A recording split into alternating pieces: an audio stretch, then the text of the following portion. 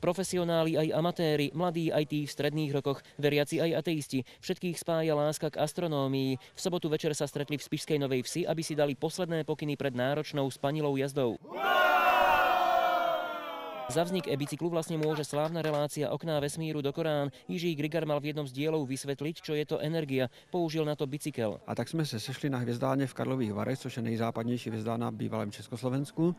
Tam jsme se poprvé viděli a vyrazili jsme na trasu, která vedla až na východní Moravu, do Veselí nad Moravou. Na tohtoročnom e-bicykli sa zišla ozajstná špička, napríklad muž, ktorý objavil niekoľko desiatok planétok a aj ich pomenoval. Satinský, potom ešte Pezinok, veľa planétok sme pomenovali s kolegom, ešte veľa máme nepomenovaných. Mimochodom, jedna z planétok sa volá aj e-bicykel. Nás fakticky přežije, protože bude obíhat několik set milionů let. E-bicyklistov čaká 7 etáp po východoslovenských hvezdárniach. O týždeň sa stretnú opäť v spišskej Novej Vsi. Pomaly ďalej zajdem. Dúfam, že to ako bude v pohode. Treba sa rozhýbať. Tešíme sa, jak malí kľudci. Prvý cieľ dobicyklovať na mesiac astronómovia splnili už pred niekoľkými rokmi. Teraz si postavili ďalší, prejsť toľko kilometrov, ako je k planétke e-bicykl. Tam by mali dôjsť o 13 000 rokov. Jozef Slivenský, Teatry.